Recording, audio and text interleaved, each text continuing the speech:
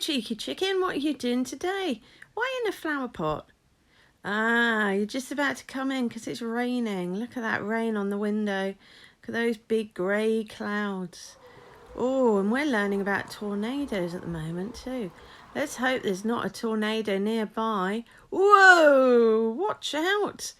Quick, we need to get inside, otherwise,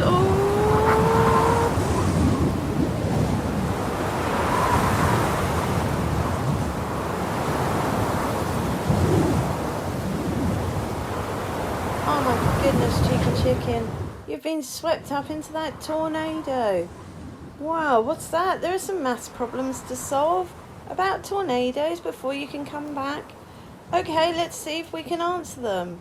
So some of these questions might be a little bit tricky, but you'll learn the facts anyway.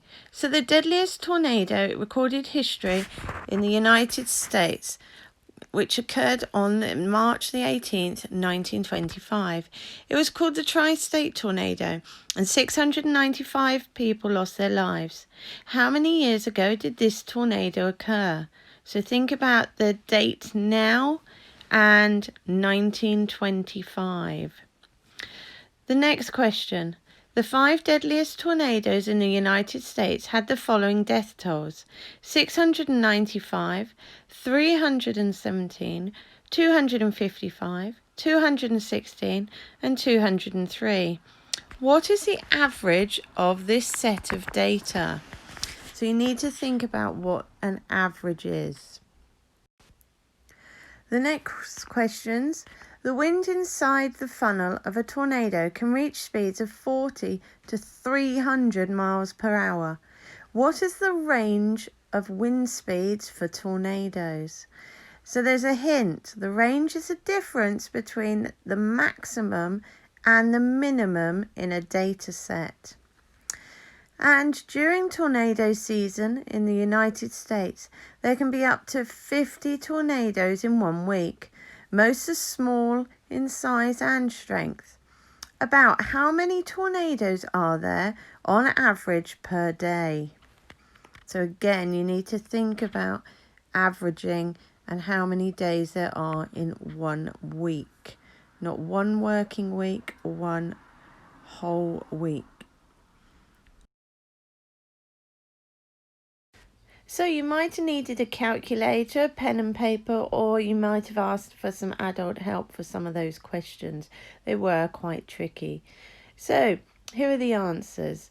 So you work out the difference between 1925 and 2020, and it would be 95 years. You can do that as a subtraction sum, or you can add on 5 years to 2020 to get to 2025, which would be 100 years, and then take away the 5, which would be 95.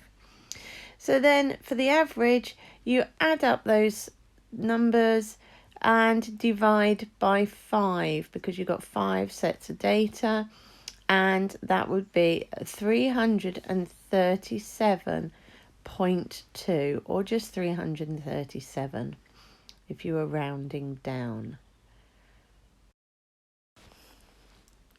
So the next one was the range from 40 to 300 miles an hour. That would be 300, take away 40, which would be 260 miles per hour. And 50 tornadoes in 7 days, 50 divided by 7 would mean that there was 7 per day. Or if you went into decimals, it would be 7.14, but you would generally round that down to be 7.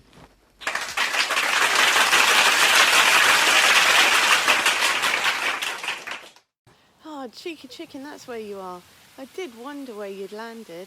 I saw you come down, but I wasn't quite sure. It's lucky we got our brains together to think about those math problems. Some of them were really tricky, but I know that when you really think about things, you can do them. So, we'll see you again next time. Let's hope he doesn't get himself into any more trouble. Bye.